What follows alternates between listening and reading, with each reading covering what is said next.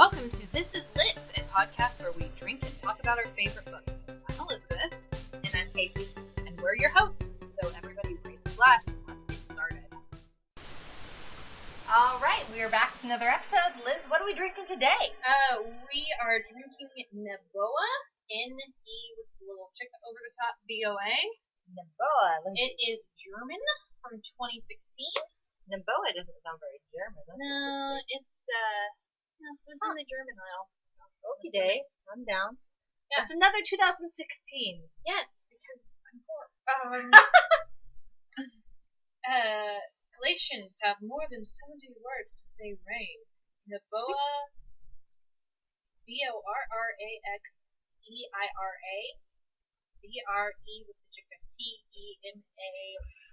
There's a lot of words here, I don't know. There's a lot happening. And Navarro are just some of the different words used to describe the fog Makes me that think about like the features an imaginary folklore. All right, sure. Why not? It makes me think of what is it? Who has like 20 words for snow? Like the Alaskan? Yeah, something like that. Which, by the way, here's how fancy it is.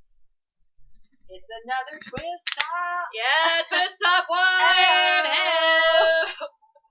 God. You think by the age we are, we'd have more money by now? I'm not even 30 yet. I'm 4. Leave me alone. Same. All right. All right. Today, we're going to be reading. I keep saying that. Well, we're going to be talking We're about. going to be talking about a book that we have already read because we are productive members of society. And that we love to death. One of my favorite books of all time is Good Omens. Good Omens.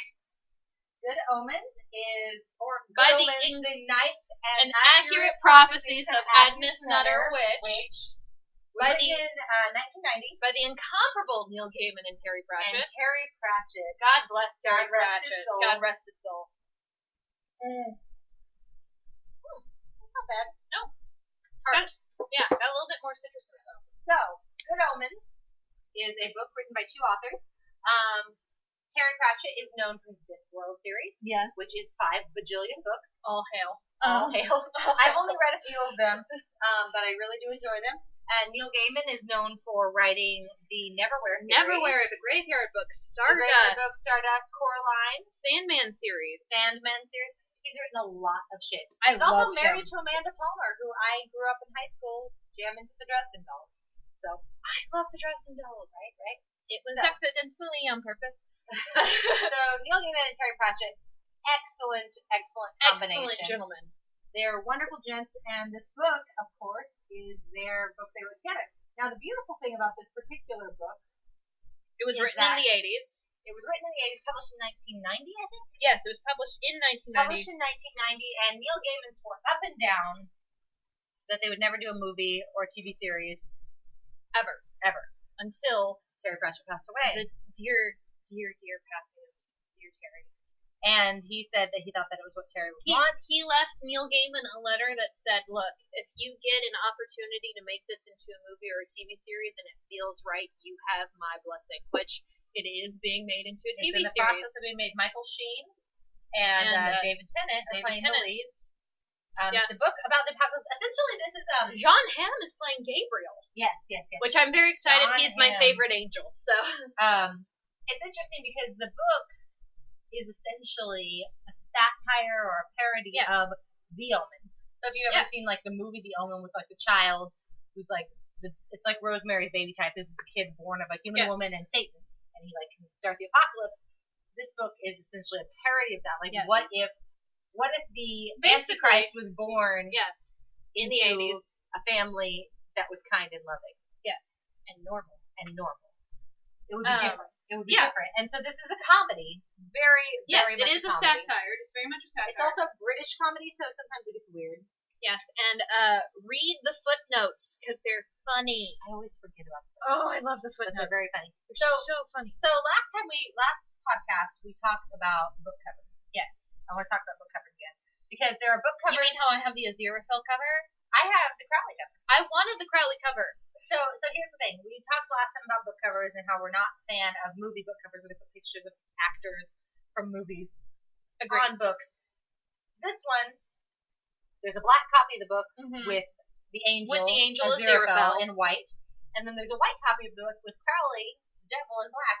She has the angel cover. I have the devil cover, which I think is relatively appropriate. Yeah. In terms of like relating to a character, I can relate to a lot about Crowley. Yes, so can I.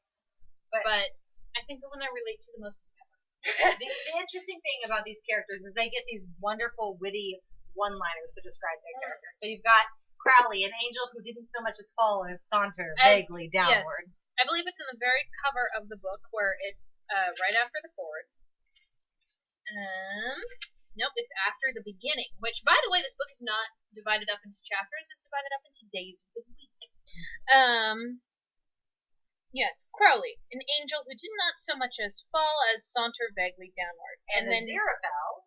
Yes, Aziraphale, an angel and part-time rare book dealer. Gayer than a tree full of monkeys on nitrous oxide. That's one of my favorite phrases in the book. Yes, people assumed three things about Aziraphale upon meeting him. 1, he was British. 2, he was intelligent. 3, that he was gayer than a tree full of monkeys on nitrous oxide. Two of the three, well, one of the three were true. Because he's not British. No, he's not British. And angels do not have a sex unless they really concentrate. So he's intelligent. Yes. But he's also pretty gay. Hello.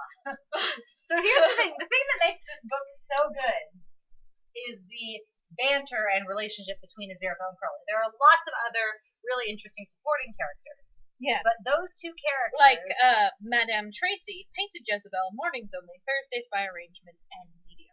Of course. Or by Agnes, Witch. Yes. Who actually wrote the Prophecies. A prophetess. Yes. Yes, she's a prophetess. There are lots of, the actual Antichrist himself is very interesting. Yes, Adam. Adam is a very interesting Young character. But the heart of the book really goes down to the relationship between Aziraphale and Crowley. Which is odd because they're only like a third of the book. Yeah, they're not really a huge chunk of the book, but it's what everyone remembers. The book starts, I think, with them at the Garden of Eden. Yes, at the Garden of Eden. At the Garden of Eden. Aziraphale is the angel who guarded the eastern gates. The eastern gates of Eden with his flaming sword. And Crowley. Crowley was the snake. Crawl. Crowley, it's kind of that discussion. She calls him Crawley. I call him Crowley. It's the difference between... He becomes Crowley later after he's like, I'm changing my name, and Helen was like, cool. The pronunciation kind of comes for me from Aleister Crowley, yeah, who was an actual... And I say Crowley based witch. off the Supernatural TV show. Yeah, so it's kind of a splitting hairs, but it's the same character. We're talking about the same person. Our pronunciation just might be different. Yes. It doesn't help that we're drinking, so you might hear a little slur. But, it's fine. Yeah, so the book starts off in the Garden of Eden. In the Garden of Eden, Crowley and Aziraphale. And it was a nice day. It was a nice day. It's Eden. Yes. Eden's perfect. Rain had not been invented yet. Man, was rain invented with Noah? Well, it says all the days have been nice. This is page, XX. It's before the book even begins. It's the prologue. Yes. And all the days had been nice. There had been rather more than 7 of them so far, and rain hadn't been invented yet. That gives you a tone for the rest of the book. The whole thing is very irreverent. I love this book so much. I really enjoy this book. It's probably one of the ones I would list as my favorite. And I'm going to sidebar. I think I warned Liz about this earlier, so it's a little unfair. It's going to happen. So we talked in our last episode about how Liz and I have very different opinions on how to treat a book. Liz believes in bookmarks. Liz believes in post-it notes. Yes, I do. I believe in dog earing. I believe in highlighting and writing in the margins. I have a dirty confession to make. I have 4 copies of Good Omens. This is my good, clean copy. I have a markup copy. I have a hardback copy that if I ever meet Neil Gaiman, which I hope I do with Lawrence this summer, I'm going to have him sign it. And then I have one that I have destroyed. Well, it's interesting because Neil Gaiman specifically addresses that with Good Omens. Yes. It's the kind of book you want to take in the bath. Mm-hmm. And, I don't know if you guys have ever taken a book in the bath. I know I have. But if you take a book in the bath, there are some things that could happen. Especially if you take the book in the bath with a glass of wine, which I've done. You might drop the book in the bath. I need one of those special trays. I have one of those. Yay! I have it. Amazon.com. Yep. That was not a paid advertisement. No, however, if Amazon would like to pay us for that advertisement, We you are love more you, than Amazon. welcome. Listen to our podcast. So, anyways, yes. So he talks about taking books in the bath, and he talks about if you dropped a book in the bath, that doesn't mean you don't love the book. In fact, it probably is an indication that you really, really Yes. do, because you can't put it down long enough to do basic things like bathe. I also have 2 versions of the audiobook. I have the BBC radio adaptation as well. I love this book so much. I have 2 copies of this book. One of them has been dropped in the bath. Oops. So, fun fact about Good Omens. I was on Tumblr.com Oh no, not Tumblr. back in 2011, right after I graduated college. Ineffable husbands. And somebody got this bright idea that we should do a Good Omens musical. And it's just an online musical, just an audio recording. Sweet baby cheeses. And I was actually cast to play Crowley in it. Not surprised. And we started recording it, and then because we were on the internet and we were all far apart from each other, it kind of fell apart. Mm-hmm. But it was a really fun time, and it was like after my first read of the book, and so that's how my book ended up in the bathtub. It's like it was going through my third or fourth read. Post some of that to our website. I should put some of that to our website. Let me see if I can find it, and I will. But yeah, so I was reading it for the third or fourth time while we were working on the musical, and I took it to the bath with me. I also took a glass of wine in the bath with me, so I was a little bit tipsy. Was it glass or a bottle? Listen. I was freshly graduated from college, and I worked in a video store. I didn't have a lot in my life at that time. So it was bottle. Anyway, I dropped the book in the bath. I blow dried it with my hairdryer. You precious thing. So that I could keep it because I couldn't afford to buy a new copy. I still have that copy. It's kind of fat because the book and pages are a little crinkled from the bathtub.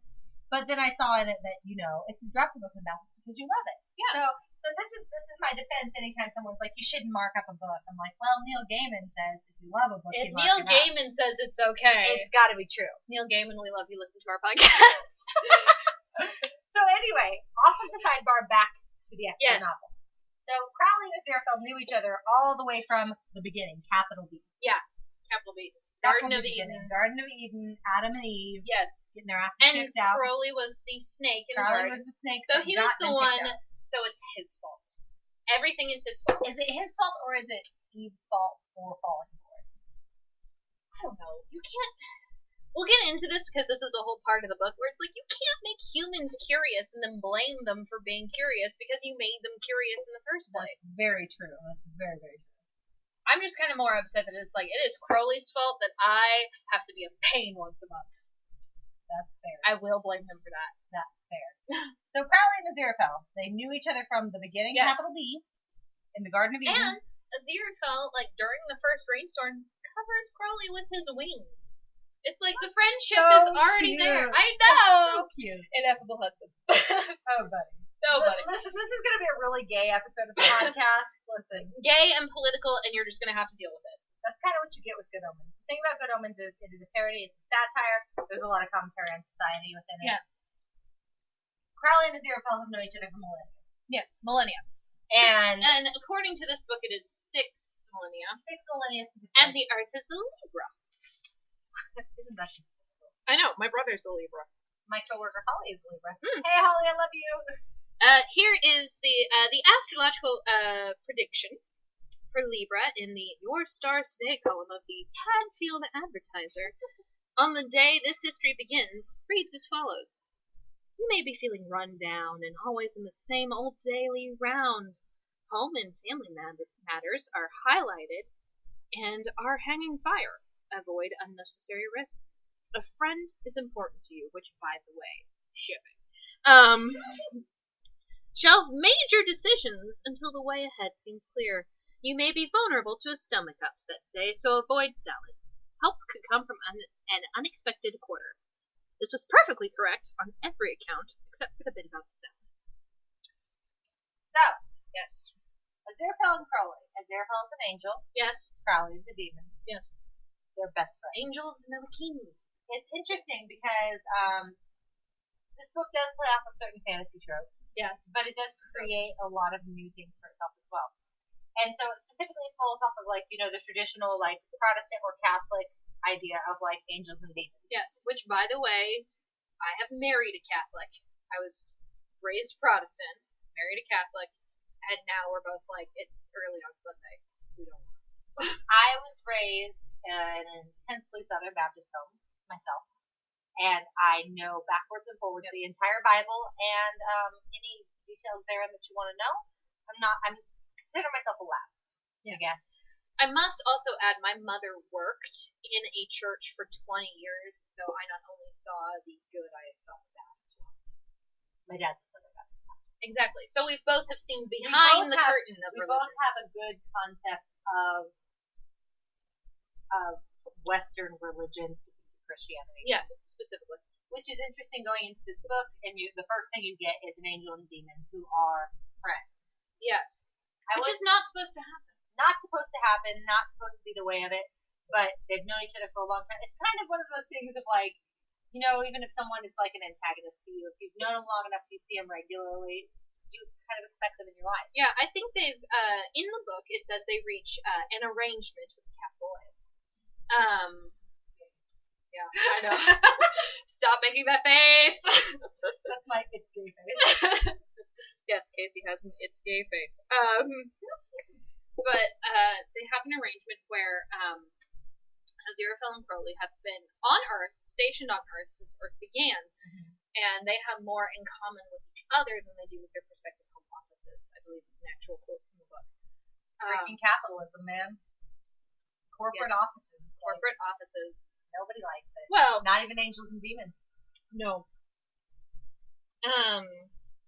But this book does make a very specific point about a lot of the evil in the world was caused by humans being humans, and a lot of the good in the world was caused by humans being humans. Heaven and hell had very little to do with it. Right, and I think that's an important, not only like in the context of Christianity or religion, because it's like that free will thing, but in the context it's a buzzer.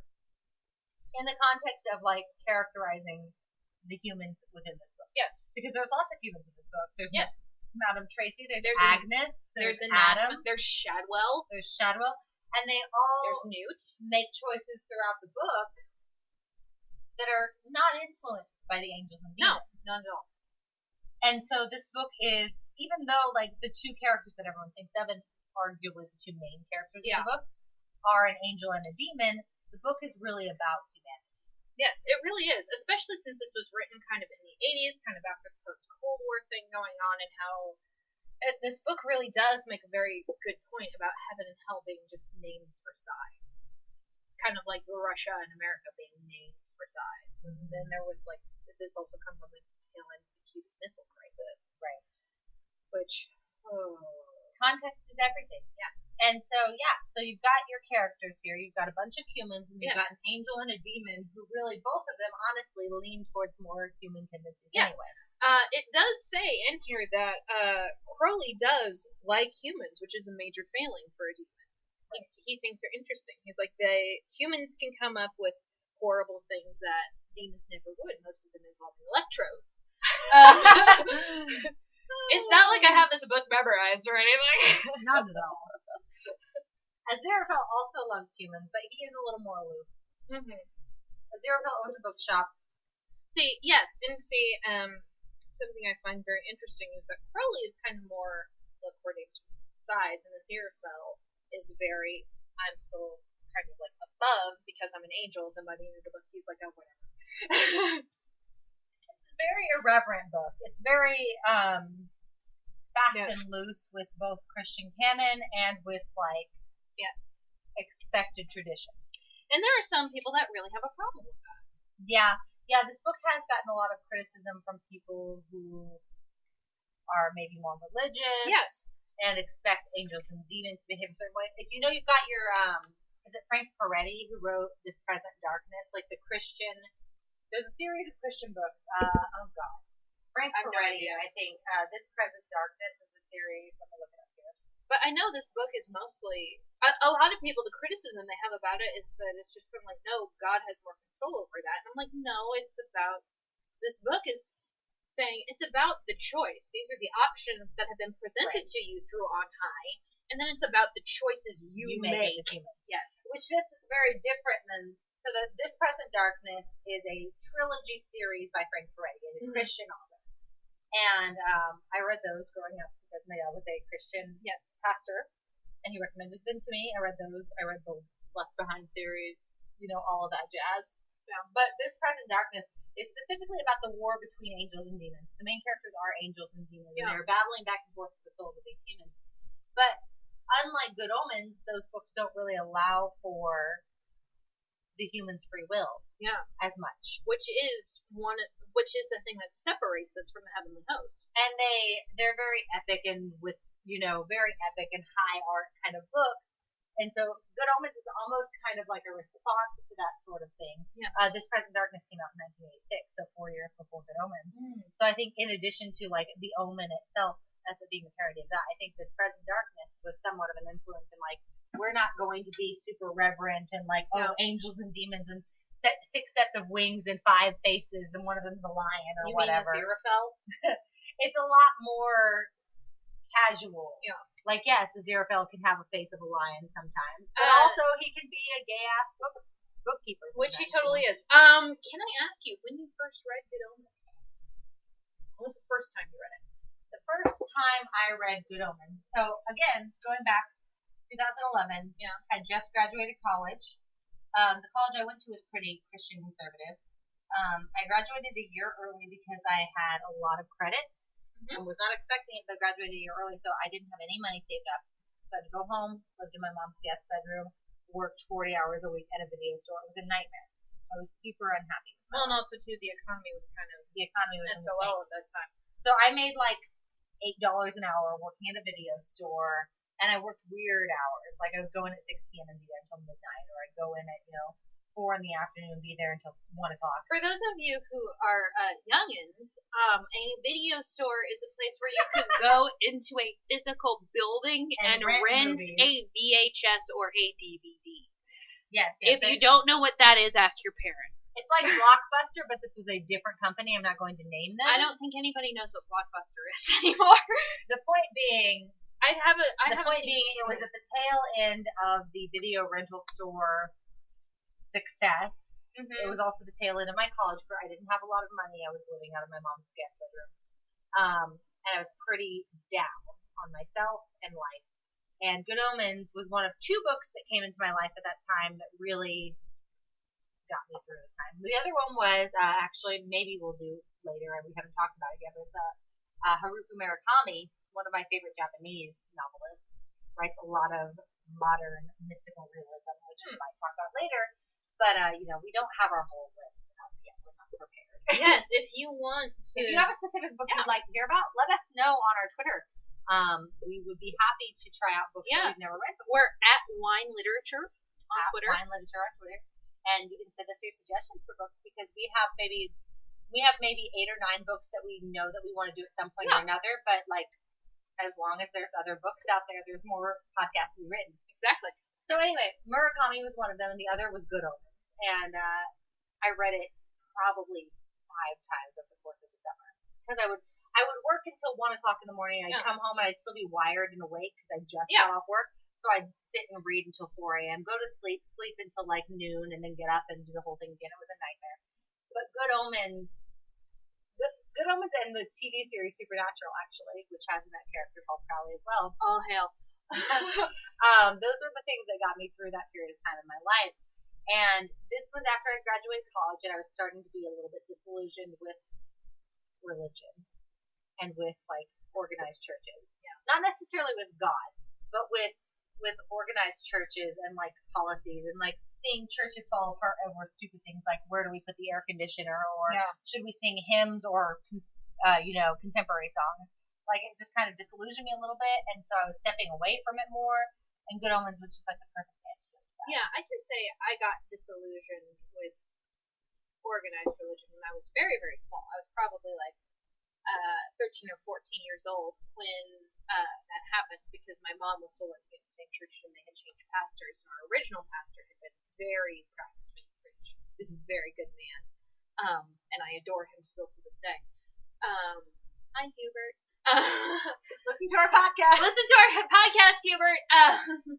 But the gentleman who took over, I called him the used car salesman of religion. Mirrored aviators, slick back hair, that kind of thing. And so that happened, and then I didn't come back into religion until I was like 16 or 17 years old because I had some bad health things going on at the time. And so then I kind of came back into religion at that time because that was when I kind of realized that religion and man were not necessarily the same thing. And then I think about 3 years ago was the first time I read Good Omens. Because I was looking for something to read, and 2015. Yeah, like 2015, and I love Neil Gaiman. I can't believe I didn't recommend it to you before that. No, you didn't. I read it in 2011, and you didn't read it until 2015. Well, when did we meet? When did we meet? We met in about 2015. 2015? That's when Mallory first introduced us. Liz and I met. Mallory kept us apart for too long. I had a high school friend named Mallory, and we had known each other since we were in high school. We were in drama together, and blah blah blah. And then Mallory moved to Kansas to go to college, and Liz was in her with sorority. me. Liz was in so Liz is her college friend. I'm her high school friend, and we bonded once we met. And then Mallory questions why she did this every single day. Hi Mallory, we love you. Hi Mal, we love you. But yeah. So anyway, so Liz came into my life about the same time she first read Good Omens. Yeah, about the time I read Good Omens, because I had it on my to-read list because I love Neil Gaiman, because I had already read Stardust and The Graveyard Book and Neverwhere and Coraline, and I loved all those. And it was on my to-read list, and you actually had said something to me about it's like, oh, you have to read this, and I read it. I bought it on Audible. And then I'm like, okay, well, I'll put it on while I'm painting my house, because my husband and I just bought our house and we were fixing it up. God, that was 3 years ago. That was 3 years ago. And so I remember finishing it while I was painting the upstairs bathroom, and I'm like, man, I have to listen to something else now. Let's start this book over again. Because it was that good. I'm like, I want something like that over again. And this is the only thing I've ever found. It's so funny. It is, but it also it deals with heavy topics. Heavy topics, but in such a lighthearted way. It's wonderful. Yes. And then I bought the BBC radio adaptation, and I listened to that when we redid our basement. Which, surprise, we added a bar. And now they're doing a TV series, and Liz and I are probably gonna sit down and watch it together. Oh yeah, totally. Especially if it's with David Tennant. Love David Tennant when he's not being creepy. David Tennant, listen to our podcast. David Tennant, listen to our podcast. So anyway, back to the actual plot. Back to the actual plot. So, we've gotten to the Garden of Eden. Well, but let's just jump forward a little bit. Okay. The main plot of the book focuses on Adam. Adam Young, the Antichrist. He is the Antichrist, but instead of being raised by a cult of Armageddonists,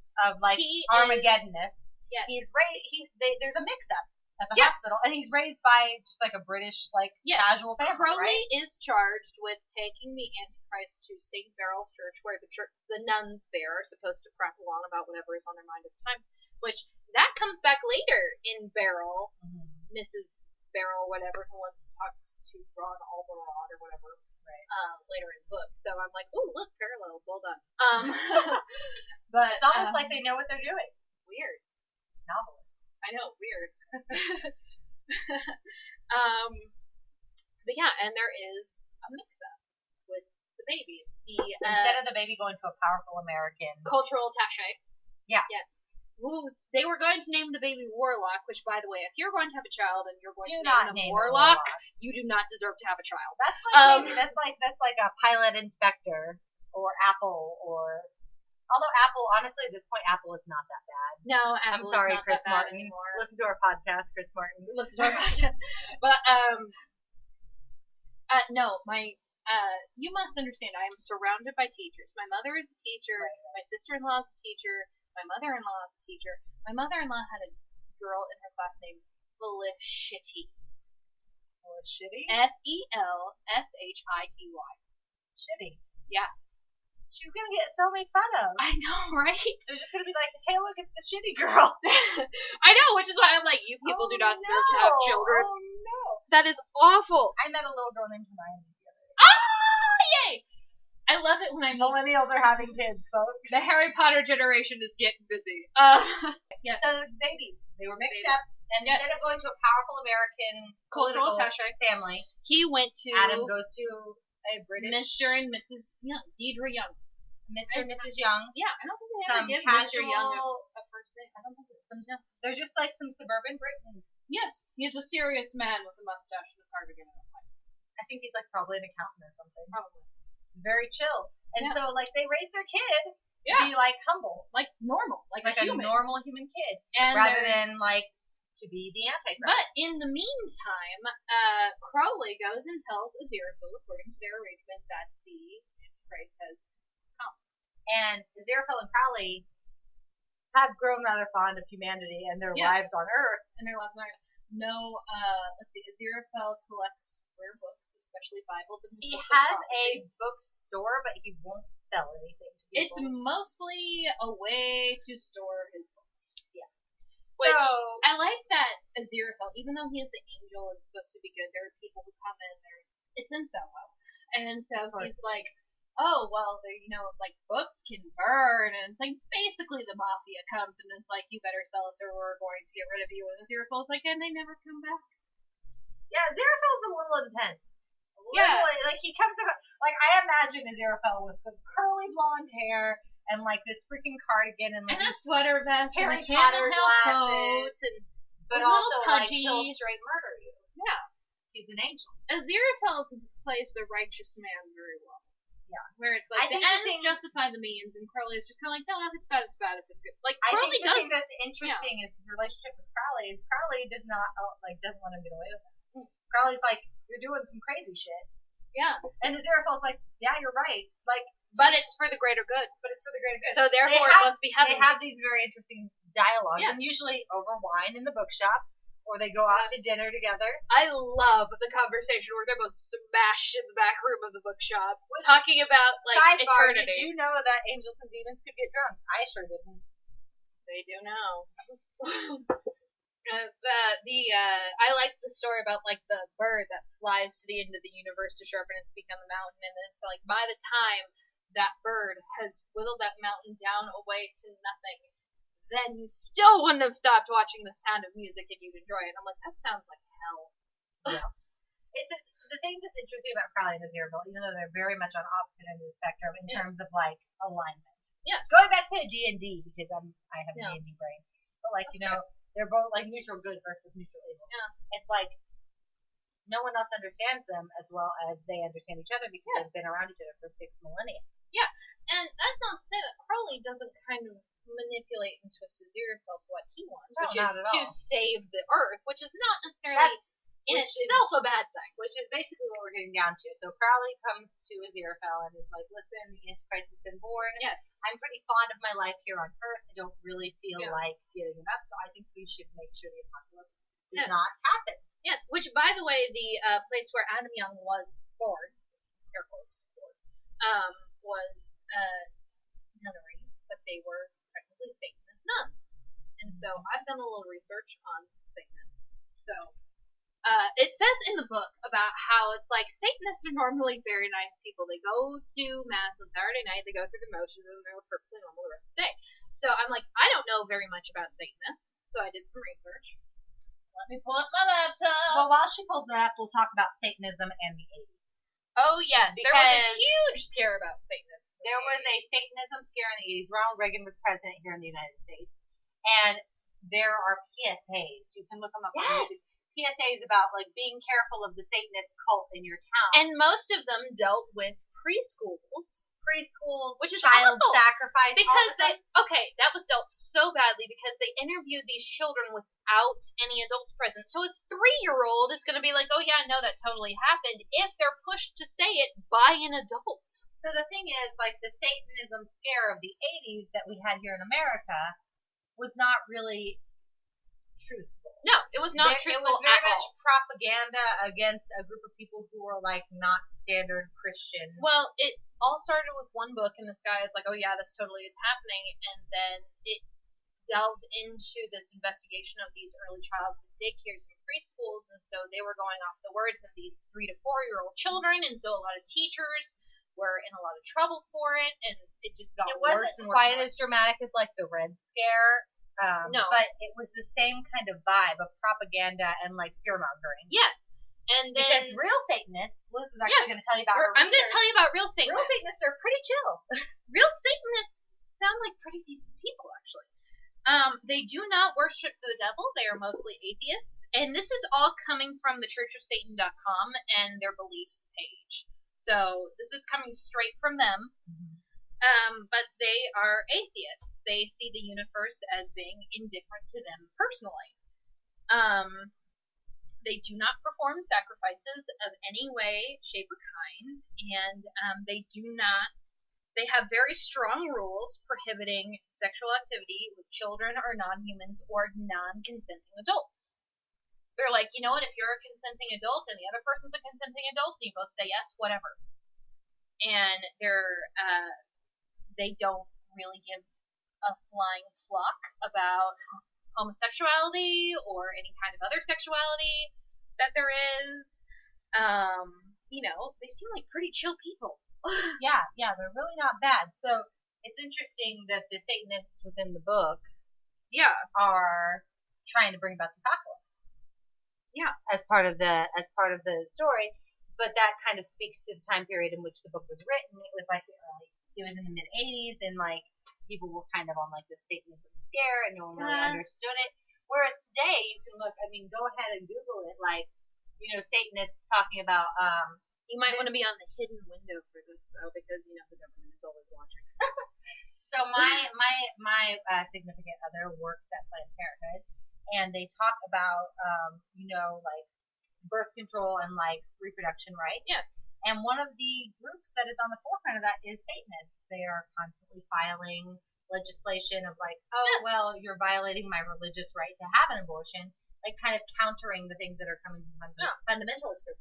So really, you can see it in modern Satanism that they're really a chill group, but within the book, it kind of follows the traditional like scare tactics, fear mongering that you saw in the 1980s. Yes, which by the way, my personal philosophy is don't be a dick. That's kind of my personal religious philosophy. Which I was my pastor that I go to now. He's an old hippie and I love him to death. But he's like, you know what? This world is hard enough. Why make it harder for anybody else? That's a good vibe. So Hashtag good vibes. Hashtag good vibes. So anyway, yes, Satanists are not like they're portrayed in the book. No, they're not. But in the book, the Satanists are trying to bring about Armageddon. Yeah, and they're just like, this is just what we have to do. And the Satanist nuns, they're also pretty chill people. Yeah, they're pretty chill, except for the Armageddon thing. Except for the whole Armageddon thing. Which none of us are a fan of apocalypse. No. So, apocalypses? I don't know. At any rate. Somebody call Crowley. He's survived 2 of them. At any rate, let's talk about one of my favorite parts of the book.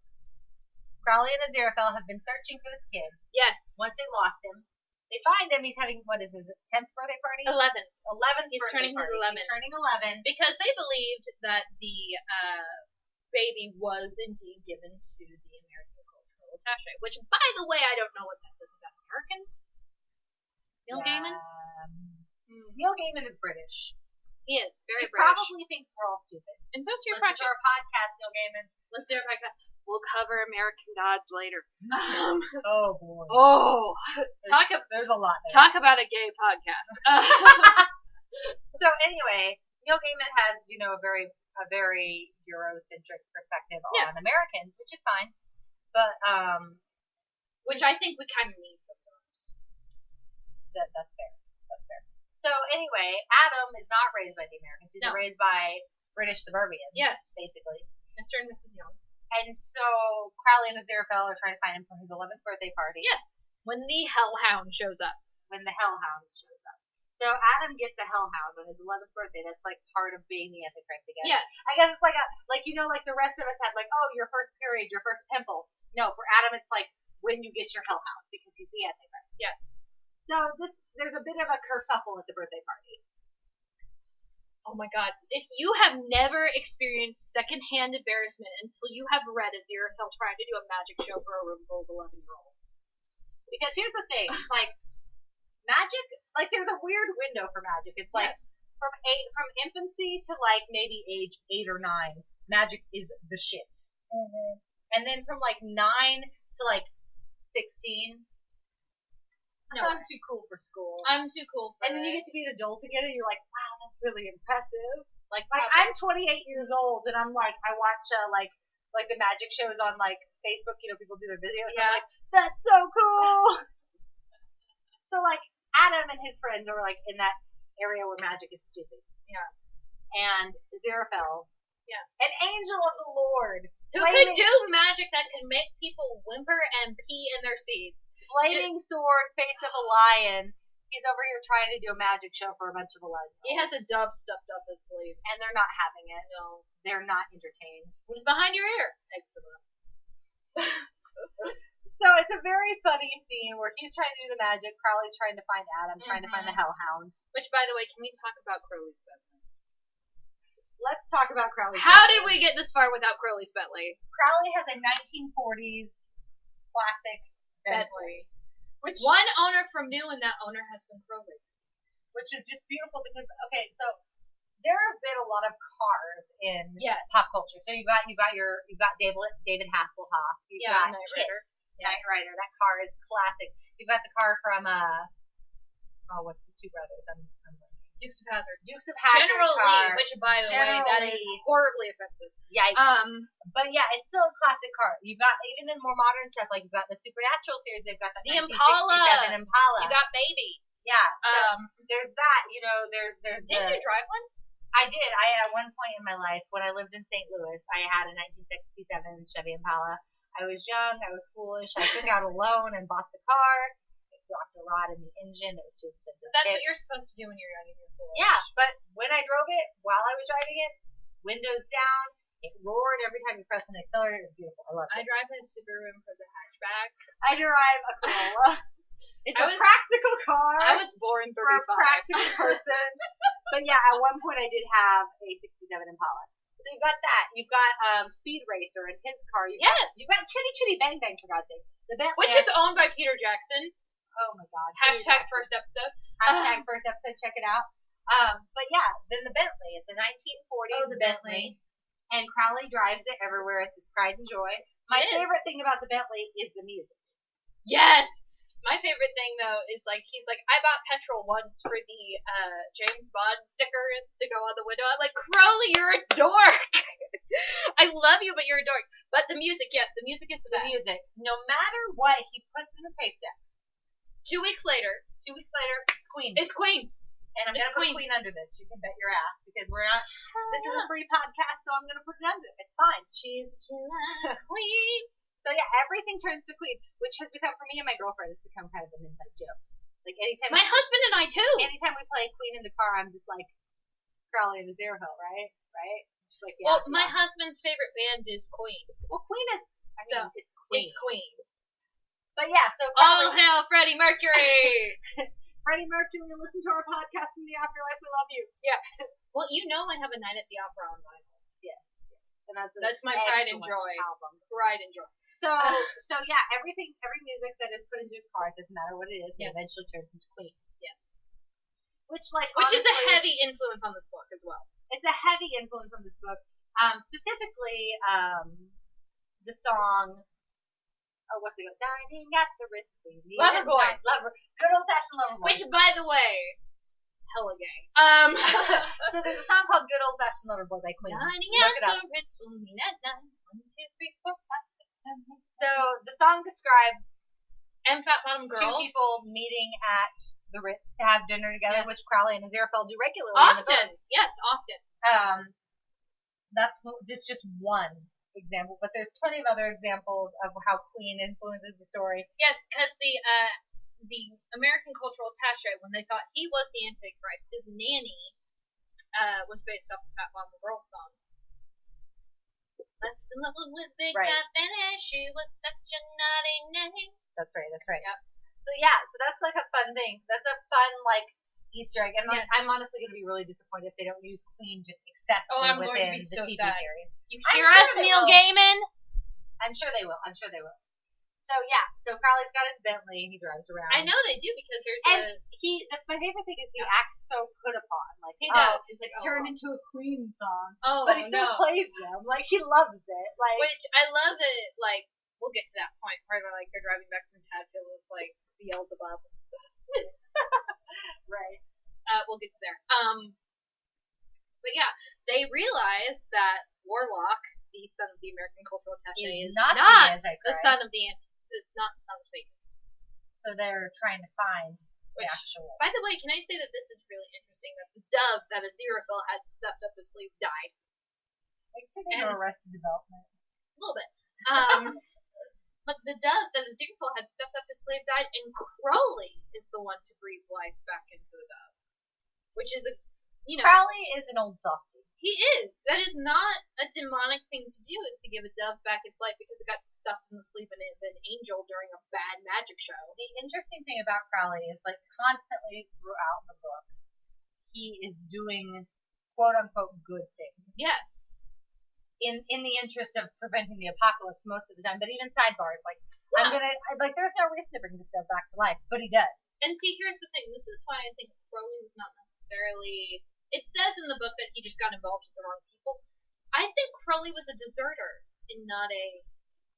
I don't think he fought against heaven. I think he was just like, I'm not fighting at all. I don't want to be involved. Exactly. Right. I think Crowley was... And since he didn't choose a side, they were like, well, if you're not with us, you're against us. I'll accept that characterization. I think Crowley was a deserter.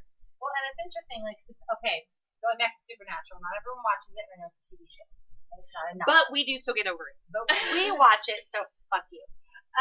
Hi, Jensen Ackles and Jared Padalecki. Listen to our podcast. Listen to our podcast, especially Mark Shepard. There's a character called Crowley in Supernatural. Yes. Played by Mark Shepard.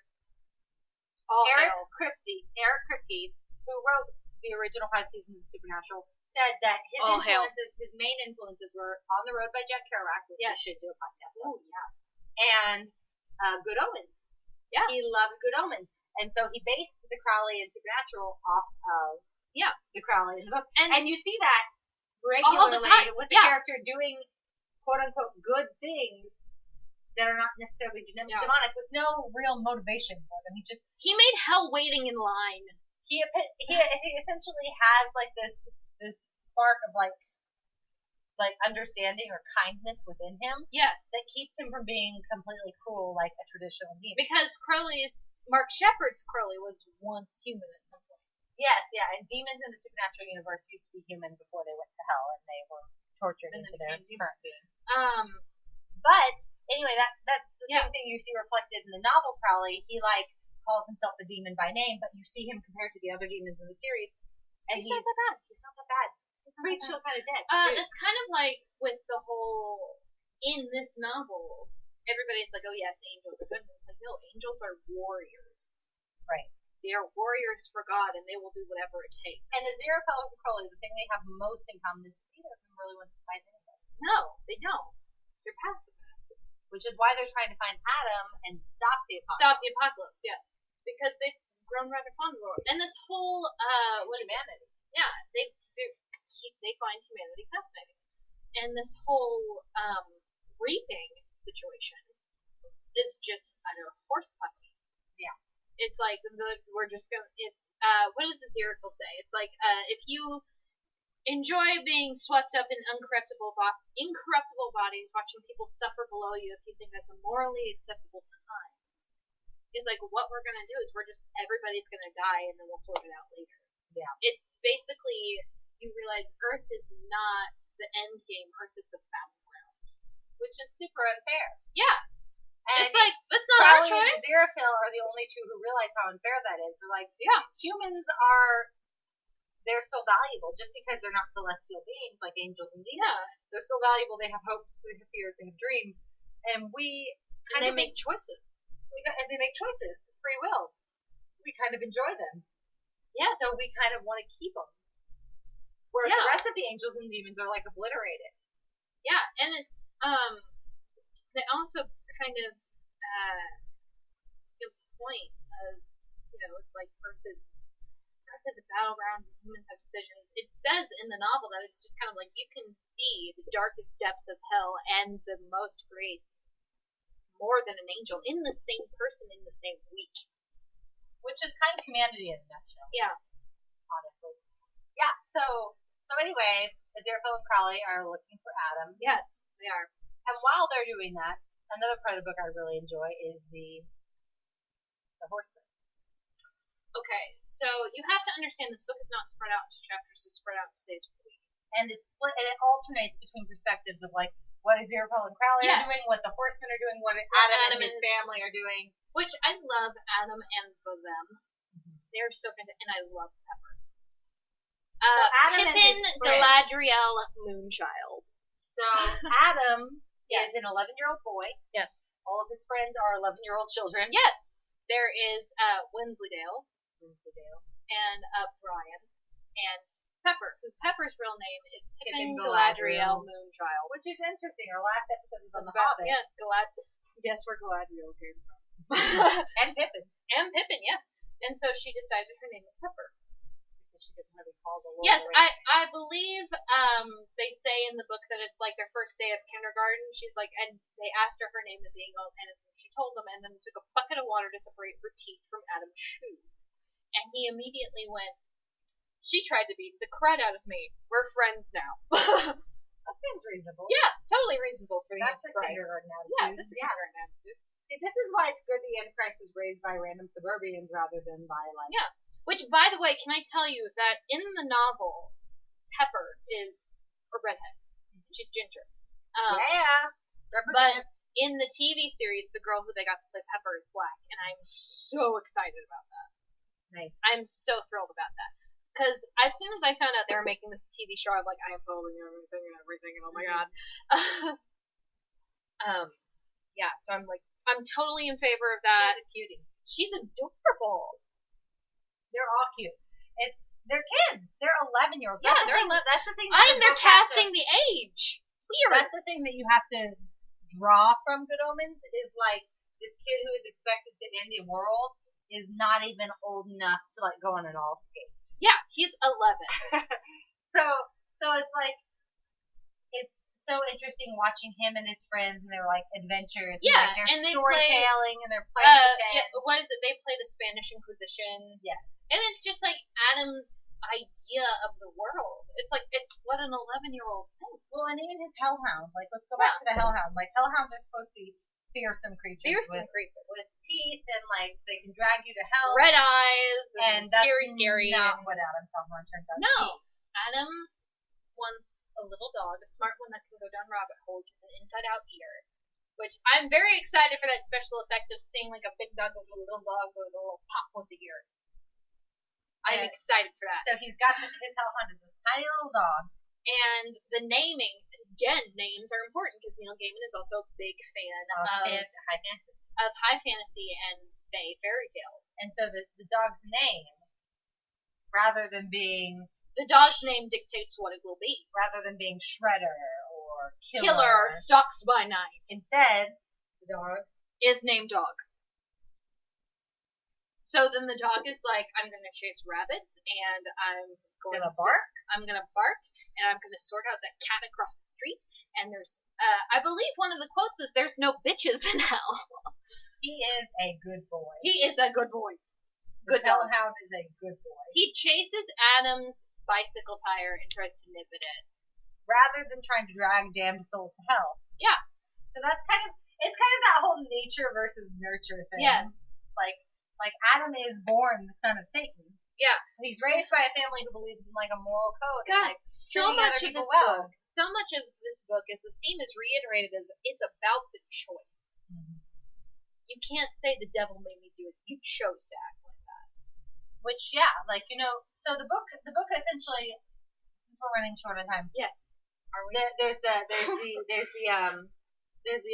four horsemen of the apocalypse. Yes. And they're all motorcyclists. Yes. And can I say that War, being a woman, is fantastic. I love that so much because War is seductive. Yes. She's very seductive. So you get in the big climax of the book, you get the four horsemen of the apocalypse are headed here. Yes. Aziraphale and Crowley are headed here. To Tadfield, this middle of nowhere area. Middle of nowhere English countryside. Adam, this 11-year-old boy with his tiny dog that's supposed to be a hellhound. Yeah. And even though Aziraphale and Crowley are trying to stop the apocalypse, I would say at the end of the book, it's Adam. Adam is the one that stops who the stops apocalypse. the apocalypse. And can I say that that making death Aziraphale? I'm like, oh my gosh, finally somebody got it. Yeah. So they all come to Tadfield. Adam is there. He could start the apocalypse. Yeah. It could be very easy Which for him to do was- so, just like a snap of the fingers. Yeah. Which And- was a nuclear extinction was what they were going to do, was they were going to get a computer to convince everybody to start fighting each other like Which war is games. very realistic considering it's post-Cold War, post-Cuban Which Missile is Crisis. realistic to now. Look at Hawaii. Yeah, so, I mean, even in this current day and age, like a nuclear holocaust is the biggest fear. It's totally possible. in And terms it of international- almost happened this year. Yes. I'm sorry, Mom. I mean, we're living in a situation where, you know, North and South Korea are trying to, like, bang out some kind of peace treaty, but, like, we have lived in fear of nuclear holocaust since nuclear weapons were invented. Yeah. So it's very realistic in the time period, but also it's still very relevant today. Yeah. They were going to start a nuclear holocaust, and Adam is there, 11 years old. Satan. His father is Satan and is over here like, start the apocalypse. And then his dad is some accountant. Some cardigan wearing. Well, and also, too, it's his friends that help him realize that, especially Pepper. She's like, what bit are you going to have, Adam? And he's like, well, I want Tadfield and all this, and that's all I ever wanted. And she's like, well, you can't change that because we know you'll change it. Right. And he brings up the whole thing of it's like you can't really defeat the other side because the world would then be at an imbalance. And so the world is made of balances and checks and balances, and I don't know what the government would be, but that's a different podcast. So essentially, you have a human being in the middle of all these celestial beings, angels, demons, Satan himself. Yes. The four horsemen of the apocalypse. A prophetess. A prophetess. And we didn't even get into Agnes. We didn't even get into Agnes and Newton Anathema, which is a whole. I know. By the way, I think Newton Anathema will never last. I know they're supposed to get married, but I'm like, I feel like Anathema probably swings the other way. Hey-o. Yeah. This is our gay podcast. Deal with it. But yeah, so like, you know, the whole book up to this point has been talking about the four horsemen and like them going from bar to bar and like them doing this. And can I say how genius it was for famine to invent French food? That's real. I know. Or like the fast food with no nutrition in it whatsoever. I'm like, famine is clever as hell. Yeah, no. So there's been all of these superpowered beings like fighting to make this thing happen. But when it comes down to the moment of it, it's Adam. It's an 11-year-old human boy who makes the decision. And he makes the right one. He does. He chooses not to start the apocalypse. Yeah, he's like, the world, he's like, I haven't learned enough about the world, and I'm not ready for you to destroy it before I've learned everything about it. Which is so interesting. The thing is, one of my favorite things in fantasy, but this is actually bigger in sci-fi than in fantasy. Yes, it is humanity is different. Yes. Humans. We cray-cray. Humans have a unique capability for incredible evil and incredible good. Yes. Within the same person. And it's whatever we choose to act on. But it's about the choice that you make. Exactly. Yes. So this whole book is about the choice. It's not, it's like, oh, Adam was raised by these, like, suburban Britons, like, rather than being raised by, like, you know, a cult who wanted to bring about the apocalypse. And sure, that helped. But what it came down to at the end was he was even tempted by Satan. Like, he thought about it. He was tempted. He thought about it. But his friends were the ones that are like, no. Like, he chose his friends. His connection with other human beings is what made him make the right choice. It was love. So what? Yeah, it's that whole love wins the day thing. It's like humanity. Humans are such social creatures. I mean, I read this thing the other day. It was like talking about humans, and I do this too. Humans are like see a wolf, and they're like, I'm gonna domesticate that and make it my pet. It's fluffy. And then now, even in modern times, we have a freaking Roomba, right? Yeah. We named her the Roomba. I talked to the Roomba.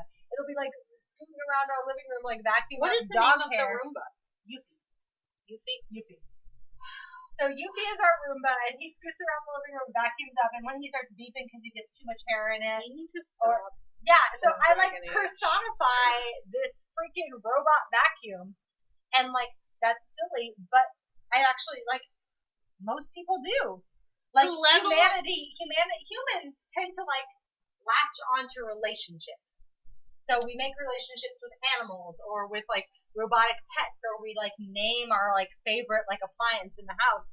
And humans are just full of this compassion for other beings. We are. It's ridiculous. And that's so unique. We have so much compassion and so much love within us, and then people do such horrible That's what things. separates us from animals, is that we have this compassion for other beings. And so for Adam to sit here and be like, I choose to be human, I choose to care about other humans, rather than giving into my satanic nature. That's the thing that's hard for me to grasp from, because there are people who do truly terrible things in this world. And I'm like, how can you? How can you? But one of my favorite parts of the book, especially at the end, is when Crowley and Aziraphale.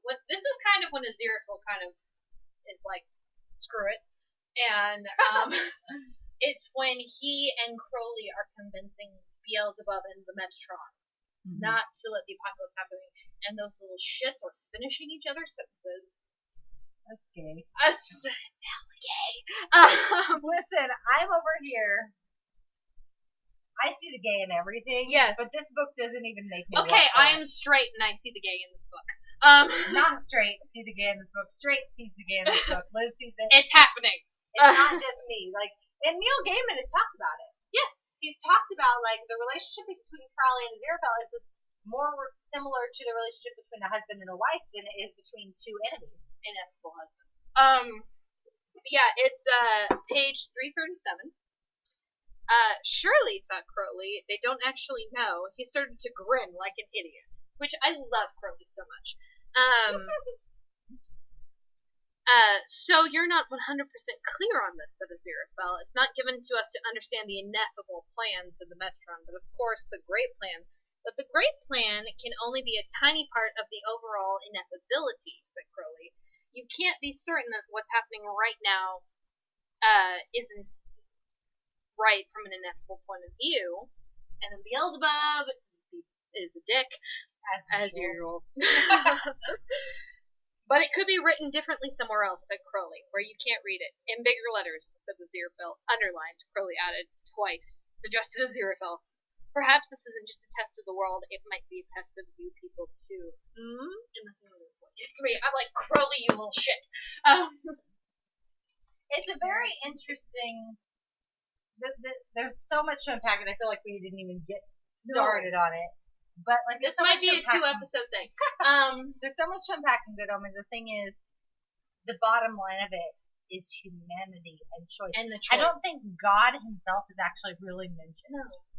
There's angels and there's demons, but God himself is never really involved in the proceedings. And at the end, it brings up the point that it's like this isn't a cosmic game of chess, because then that is equating Satan and Lucifer to God himself, because that would be an insult. So it's a big game of solitaire. Basically, the perspective that I have on it, and this is kind of my perspective on religion in general, is there is this higher power, whether it's God or just the universe or the force or whatever you want to call it. There's this higher power that put us here, but what happens after that is up to us. Exactly. And I think Adam is a perfect example of that. He's sitting there and he's going, I could give in to my satanic beginnings. I could start this apocalypse with the snap of my fingers. Or I could choose not to. I could get in touch with my human side. I could see my friends and my family members. I could think about my dad rather than my father. And I could make a choice to take care of other humans. Not only is it general human behavior, humans have this compassion, it's also speaking to your choices. And it's well, Anathema brings this up too. She's like, think of all the whales you could bring back, and he's just kind of like, and that would stop people from killing them. Right. He's like, I think it's good for people to know if they kill a whale, they've got a dead whale. Which, by the way, is one of my favorites. Is when the Leviathan comes up and it's and 1,000 sushi dinners cried out for vengeance. There's a lot. I mean, we're talking about really heavy stuff right here, and it's a comedy. Yeah, this book is hilarious. It's so funny, but it deals with some really deeply held ideas and It does. mythos within religion, but within humanity. I think the ultimate message of this book is: does it really matter who put you here or how you came to be here? No. What matters is what you choose to do with it. Yes. And it's all, this whole book just keeps reiterating it's about the choice. Because like Aziraphale often, like, he gets discorporated. And then he comes back in Madame Tracy, and he's like, he goes from like, yes, we have to stop the apocalypse to, let's kill an 11-year-old. Yeah. I'm like, and you're supposed to be a member of the Heavenly Host? And Crowley is like, look, we may not kill him. I'm not going to kill an 11-year-old. That's crazy. But I should stop him at least. Mm-hmm. Which, I don't know. Just the fact that he puts the prophecies of Agnes Nutter in his lap in his flaming car. I can't. There's a lot of fun things that happen in this book. It's a very, very funny book. It is, especially Shadwell. Yeah. It's all very funny, and there's a lot that we didn't touch on, but I think we touched on the main core components of the book. It's about the choice. It's about choice. It's about humanity. It's always been about free will and about the choice, which is, again, if you watch Supernatural, which is a wildly popular TV show, God, it's been here for 13 years. I know. But it also reiterates it's about the choice. And I think those are the most compelling stories, the stories which question humanity and how it works. Yes. And so, like, I really love Good Omens. It's one of my favorite books of all time. It is one of my favorite books of all time. If you had to rate it on a scale of 1 to 5 bottles, where would you put it? 4.8. 4.8? 4.8. It is probably, okay, I'm a designer, and so the stairs to my basement, each riser to the stairs, different book. Mm-hmm. And so I had to pick like my 13 favorite books. There was never a question whether or not Good Omens was going to go on there. I think it is my favorite book right now. 4.8 bottles. 4.8 bottles. I would give Good Omens 4.5 bottles. Again, that's the highest rating I've ever heard from you. Again, I am very particular with ratings. I don't believe in giving 5-star ratings to anything. I feel like everything has room for improvement. But Good Omens, again, it got me through a really depressing period in my life. Like, I was home and I didn't have a lot going for me. I felt very aimless. And it was there talking about humanity and choice, you know, giving me the wherewithal to make different choices. And I was going through some stuff too. You know that. At the time when I came to Good Omens, I was going through some stuff, and it got me through. But it's also hilarious. I love it. It's hilarious in the relationship. Like, there are so many different characters in the book, but I keep coming back to Aziraphale and Crowley. I know. And the relationship between these characters who have known each other for millennia and, like, understand and can anticipate what the next one is going to say. Neil Gaiman, you hear me? If we see that TV series, we expect Crowley and Aziraphale to be in a relationship. They're basically in love. They're totally in love. Like, I'm not here to write fan fiction. I am here to write fan fiction. I'm totally here to write fan fiction. But anyway... There may or may not be fan fiction out there with our name on it. Defining the romance of their relationship is not important to me. No. Defining the understanding between the two of them. And, like, the way that their souls reflect each other. Okay, the fact that Crowley ran into a burning bookshop to find Aziraphale. You only do that for your lover. You don't do that for just, like, a casual friend. So that's super compelling. The idea of choice and humanity is super compelling. Yes. I'd give it 4.5 bottles. 4.5 bottles. One of my favorite books. I recommend it to anybody who'd like to read it. Like I said, we really kind of did a shallow dive on it here, focusing mainly on Crowley, Aziraphale, and Adam, but there's a lot of other interesting secondary characters. Yeah, we could probably do another episode on it if we wanted to about the secondary colors. Frankly, I'm drunk, and I really can't afford to drink anymore today. So we're going to call it here. Thank you guys so much for listening. Thank you. Check out Good Omens, Neil Gaiman, Terry Pratchett. And watch out for the TV series. Watch out for the TV series with Michael Sheen and David Tennant. And we'll see you next time. Bye-bye. Bye. Twitter, what you want our next books to be. Yeah, hit us up on Twitter. We're going to be doing on Fridays. It is Fan Favorite Friday. Yes, at Wine Literature. At Wine Literature on Twitter. We're going to be asking for your favorite novels or short stories or even poems. Like, or you can email us from our website at litliteraturepodcast.com. At gmail.com. Yes. And you can email us your favorite short stories or novels, and we would be happy to put them on our list of many books and short stories that we are going to podcast about later. Thank you for listening to our podcast. For more information, visit us at litliteraturepodcast.com or on Facebook, Instagram, or Twitter. And remember, too much work and no vacation deserves at least a small libation. Cheers!